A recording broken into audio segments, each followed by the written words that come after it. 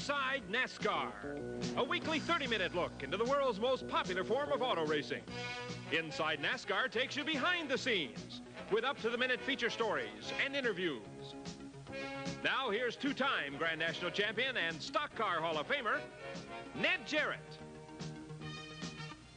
Hello everyone, welcome back to Inside NASCAR. Coming up are highlights of the Carolina 500 NASCAR Winston Cup Grand National Race from Rockingham, North Carolina. We'll also have highlights of the Comfort Coach 200 Late Model Sportsman Race. Last year, Harry Gant and the Skoal Bandit team felt that their short track performance perhaps kept them from winning the Winston Cup Championship. They're trying to do something about that. They've brought in an extra expert in their organization. We'll look into that story. Tires are a major factor in all forms of auto racing. A lot of them are used, as Steve Burns finds out. We'll have the latest news on the circuit. All of that coming up after this.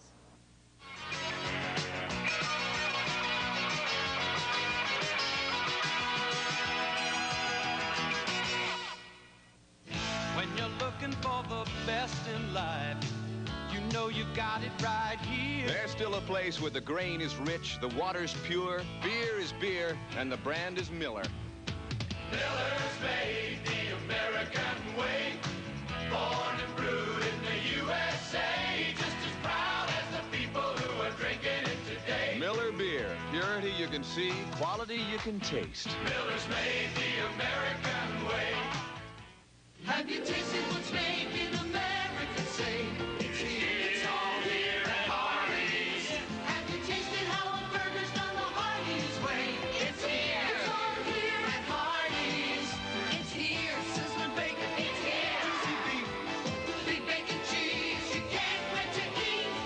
Have you tasted what's made in America? Say it's here. It's all here at Hardee's. It's all here.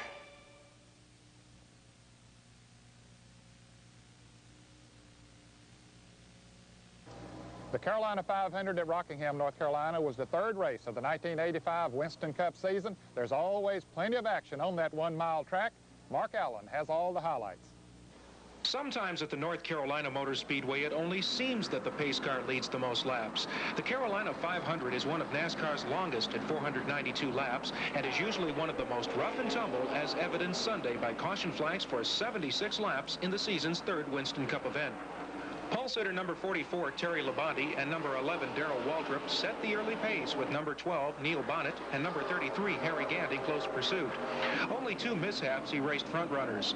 On lap 164, Ricky Rudd's blown engine kept things lively. The most serious incident was when a blown tire sent Bill Elliott hard into the turn 2 wall. Initially, Elliott was thought to have only stretched ligaments in his lower left leg. However, X-rays Monday revealed he had broken a bone. But the real story was the last 100 laps, as top contenders Labonte, Gant, and Bonnet, in the top 5 all day, used periodic caution periods to take on fresh rubber for what would prove to be one of NASCAR's most exciting finishes ever. Heading into the backstretch on the last lap, Gant led by a car length, trying to avenge a loss last fall at this track by 2 feet. Bonnet was charging, hungry for his first win since joining Junior Johnson. Labonte was hoping for a miracle. Bonnet slid beneath Gant in turn 4 as the crowd went wild. At the line, it was agonizingly close. Bonnet's crew despaired, thinking Gant had pulled it out. But wait, Bonnet had won by less than a foot, as this finish line replay proves. Labonte watched the drama from third. Lake Speed, with another strong run, captured 4th. Bonnet's first trip to victory lane in more than a year was especially sweet, since he was still sore from a crash while leading the Miller 400 the week before. From victory lane, this is Mark Allen reporting. Through the Carolina 500, the surprise Winston Cup points leader is Lake Speed, followed by Darrell Waltrip, Jeff Bodine, Harry Gant, and a tie for 5th between Carolina 500 champ Neil Bonnet and Terry Labonte. Then it's Dale Earnhardt, Rusty Wallace, Bobby Hillen Jr., and Bill Elliott rounding out the top 10. 11th is Kyle Petty, followed by Lenny Pond, Tim Richmond, Buddy Baker, and Dave Marcus. 16th is Ricky Rudd, then it's Phil Parsons, Jimmy Means, Ken Schrader, and Richard Petty in 20th. It's time now to dip into the Inside NASCAR mailbox to see what questions you want answered. Our first letter comes from Ronnie Swinson of Lenore, North Carolina, who writes, could you please explain how pit road positions are determined for Grand National races? What area of the pits do most teams prefer to be in? Well, Ronnie, the Grand National champion gets his choice of the pits first. Then it is determined by the order of qualifying. The pole position man gets his first choice and then second and right on down the line. Now, most of the teams will pick the positions where there is an opening in the wall first, and then they'll go on down towards first turn. Many of them like to be in that area.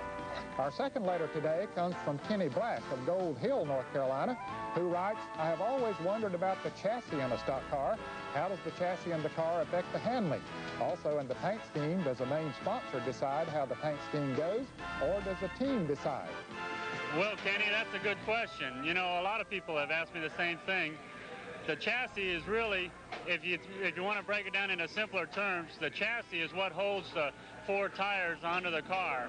And the four tires are how they're positioned on a car really determines the handling. So you can adjust the chassis, meaning the way we would say would be wedge or bite or toe in or toe out, or there's almost an unlimited amount of adjustments we can make to the chassis, but really all we're doing is affecting the way the four different tires meet the asphalt. We want to try and distribute the weight evenly. We want to try to get the flat surface of the tire contacting the surface of the track as much as possible and for as long of a period of time through the turns especially as we can. So that's not a bad question. I think a lot of people would like to know that answer. The next thing about the paint scheme, most major sponsors like to feel like they have a part into the car. They hire designers and they hire people to lay out the paint scheme, and then they send us drawings, and in most cases the car owner has the final approval on the paint scheme, but usually most of the teams go with what the sponsor recommends. How's that? Well, thank you for writing in. Everyone who does write gets a free gift from Inside NASCAR. Those whose questions are answered get a one-year free subscription to Grand National Scene. We know that you're going to enjoy that. Write to Inside NASCAR, Box 240417, Charlotte, North Carolina, 28224. That's Box 240417, Charlotte, North Carolina, 28224.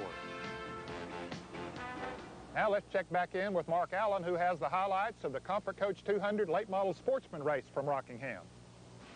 Several streaks were on the line in the Comfort Coach Sportsman 200 race at the North Carolina Motor Speedway.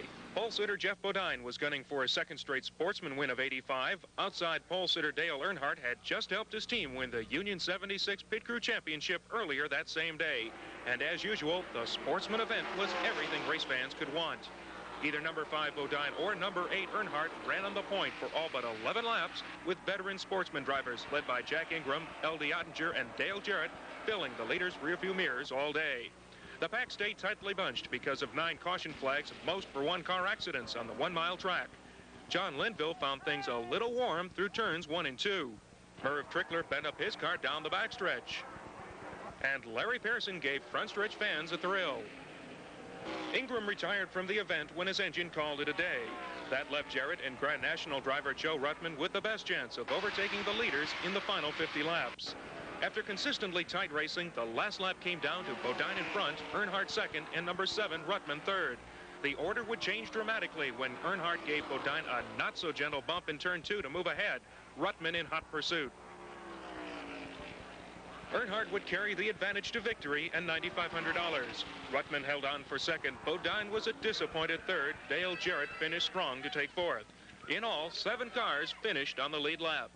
This is Mark Allen reporting for Inside NASCAR. There are 2 races remaining on the March schedule for the NASCAR Winston Cup cars. The next one is the Coca-Cola 500 at the Atlanta International Raceway in Griffin, Georgia. You can call area 404-946-4211 for tickets. They still have good tickets available, but they are going fast, so you should get your order in right away.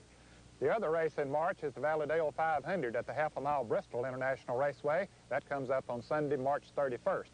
They also have good tickets available. You can call 615-764-1161. They also inform us that they have some good tower seats left for that race. But since most of the races have sellouts, you should get your ticket order in right away.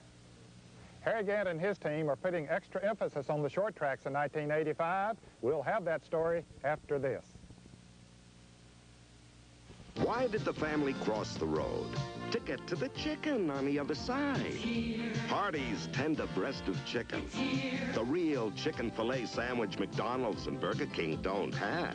Golden fried with tasty seasonings. Here at Hardee's. Lettuce, mayonnaise, and a sesame seed bun. Definitely worth crossing the road for. The chicken filet that makes America say it's here at Hardee's. Hey, Harry Gant, what's it like driving the Skull Bandit? It ain't easy. Even in practice.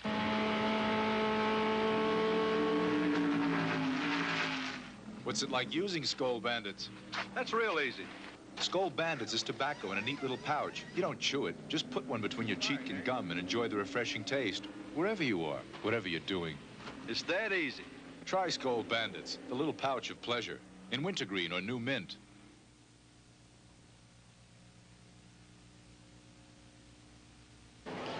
Harry Gant had many years of winning experience on short tracks and modified and sportsman competition before he came on the NASCAR Winston Cup circuit.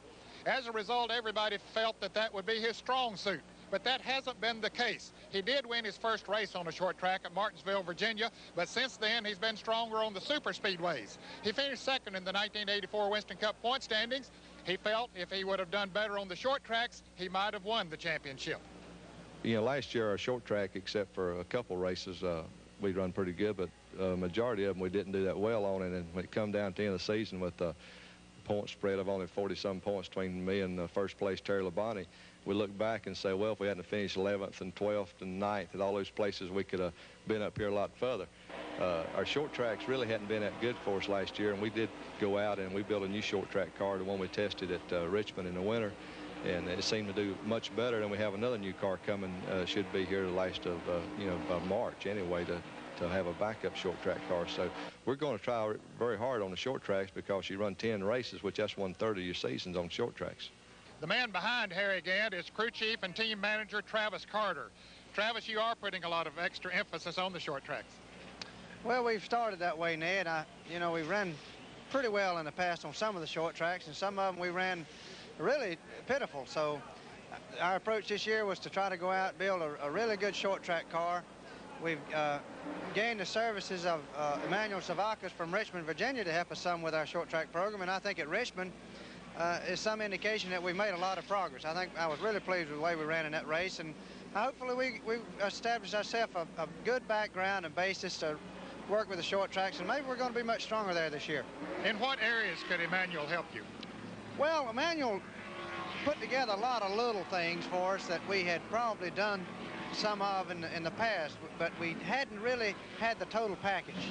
The total package is what we really needed, and once we got it all put together, I think it really is going to work for us. The whole concept is much better. Emmanuel Savakis was a race driver himself in the early to mid-60s. In fact, I raced against him quite a bit. He now builds race cars and sells high-performance parts in Richmond, Virginia. Emmanuel, what is your contribution to this team? I'm just being more or less a consultant and trying to help Travis and getting our heads together and see if there's any way we can improve his team, and we hope it's been some improvement a little bit, I think. And are there things that you've been able to tell him? Yes, I have a little few ideas, and it seems to have helped us some. And Travis and myself seem to get along very well, and that's good. Well, communications is certainly important in any team. Harry Gant has proven many times that he can drive the short track, so if Emmanuel Savakis and Travis Carter can get it all together, that team could be tough. Tires are now and have always been one of the most important ingredients to any racing team running any race, and they use lots of them. Steve Burns has an inside look at Goodyear's racing tire division.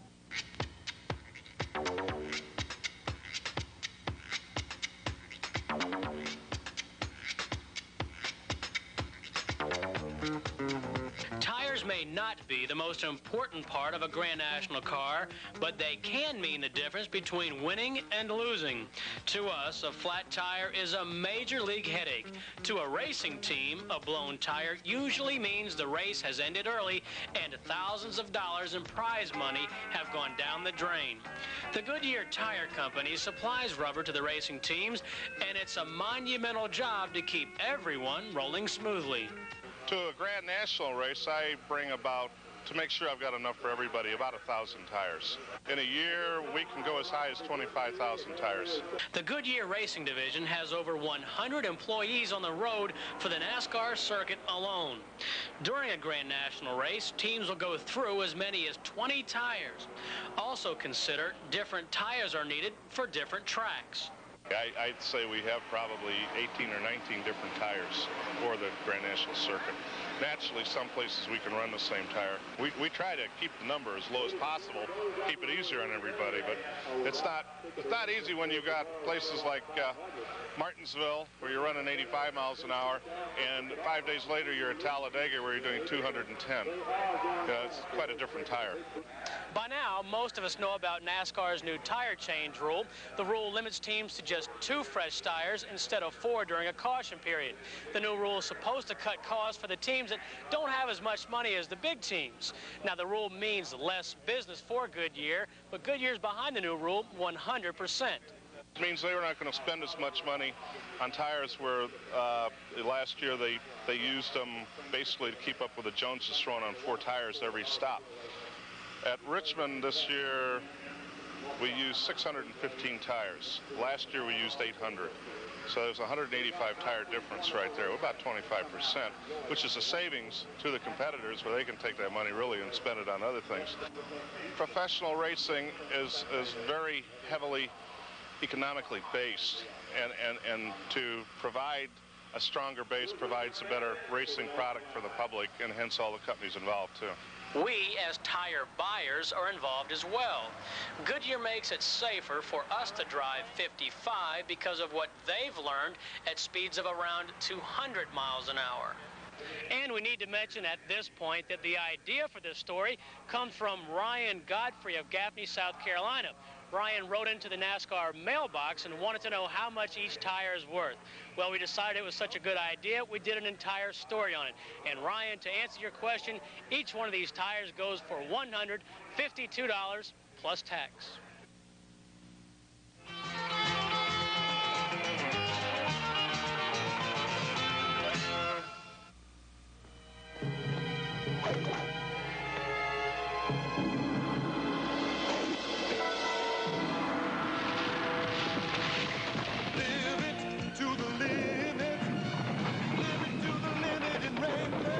Out here, people need Wrangler styles and great fit.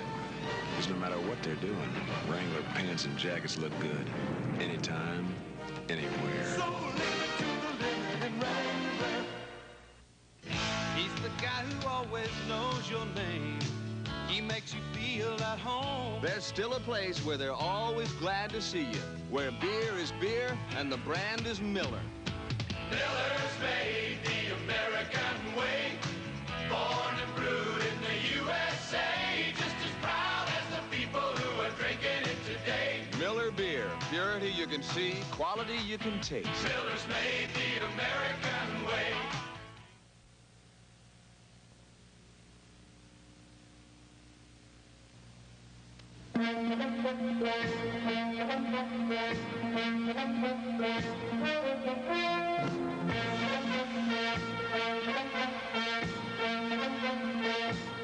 He's one of the most and least recognized characters in racing. We see him at every race, yet few of us know who he is. He's an obvious choice to do an American Express commercial. Who is this masked man? Harold Kinder, the official starter of all NASCAR races. In between the time he drops the green and the checkered flags, Harold has a lot more to do than just watch the race.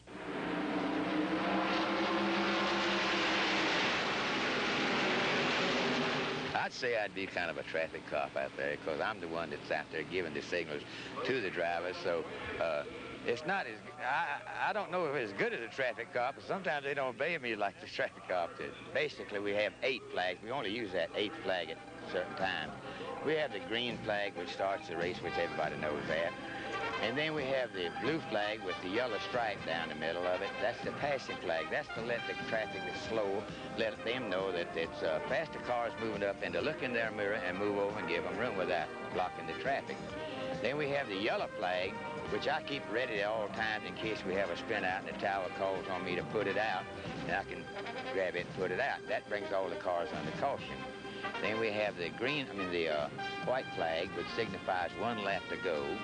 And then we check the flag, what we call the money flag, which is after that. Then we have another flag in there, it's the black flag. I have a black flag that I give to them 3 times, and if they don't come in, then I have the 8th flag that's a cross and a white cross in it, and we give them that. That's when we stop scoring them until they do come in. Once they come in, they correct, they'll probably go back out. We'll start to scoring them again. Harold's job begins long before race day. He's responsible for setting up the communication system at the track, and on race day, he makes sure all of the emergency workers know where and when to go. When you get to the accident, you stop your vehicle in a manner that the caution car can come by without running over you or your vehicle, because he is going to make a hole if there's not one there for him. But we have Bill Gazaway and Dick Beatty in the control tower, and they run the race. They actually run the race. I work the traffic down there as I see it coming on me, but if they see all of it, I can only see just the front stretch because the infield, the campers and all that block my vision from anywhere, so we have to have them.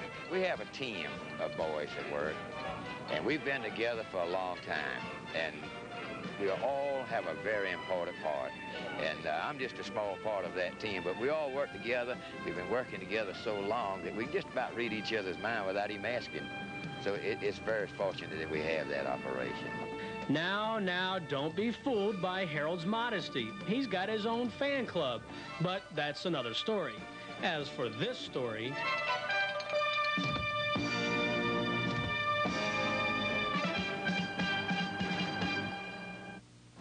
Nice story, Steve. You'll make a star out of Kinder yet. Now let's look at some NASCAR news. A Dawsonville, Georgia doctor says Bill Elliott broke his left leg in a crash in the Carolina 500 at Rockingham. It was initially reported Elliott suffered strained muscles, but x-rays the day after the race showed a broken bone.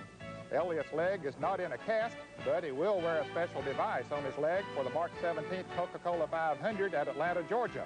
The team is considering getting a relief driver for Elliott. Doctors say it will take at least 6 weeks for Elliott's leg to heal. A California bankruptcy court judge has ruled the foreclosure sale of Nashville Raceway could occur. The foreclosure sale is scheduled for March 15th. Former track leasee Gary Baker says he will be one of the bidders. Baker sold his 1984 lease to Warner Hodgson, but Hodgson failed to make the $102,000 rental payment to the Tennessee Fair Board. Baker paid the rental, but Hodgson then filed bankruptcy. Hodgson has 10 days to appeal the California judge's ruling. A sanction agreement must still be worked out between the track and NASCAR before the scheduled May 11th race can take place. Inside NASCAR has learned Goodyear is targeting 1986 as the year to introduce radial tires on the Winston Cup Circuit short tracks. Radial tires are expected to be used on the super speedways in 1987. Goodyear spokesman Dave Hedrick said the firm did experimental work with radial race tires in the early 70s, but it wasn't until 2 years ago that Goodyear opened a technical center in Akron, Ohio, capable of producing a large number of radial race tires. Hedrick says Goodyear is slowly phasing out the bi-ply race tire building equipment and replacing it with more expensive equipment needed to construct radial race tires. Our time has come and gone for this week. Join us next week. We'll take a look at the pit crews on the NASCAR Winston Cup Circuit who don't get in the limelight very often, but once a year in the Union 76 pit crew competition at Rockingham, they shine. We'll also visit the Rainier Racing Shops in Charlotte, North Carolina. Of course, that's the team Cale Yarborough drives for. They changed from Chevrolet to Ford in 1985. Waddell Wilson heads up that team. He's been one of the top engine builders on the circuit for many years. We'll have the latest news on the circuit, all of that and more, next week on Inside NASCAR.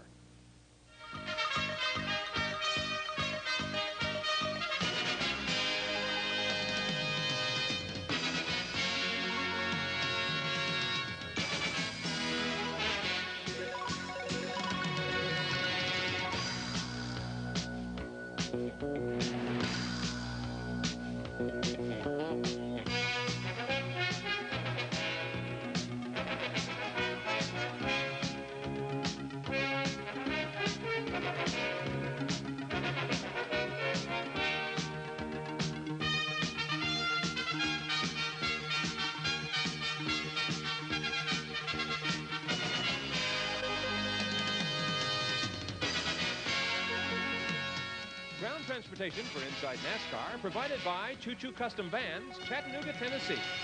Inside NASCAR's high-performance camera car provided by Oldsmobile.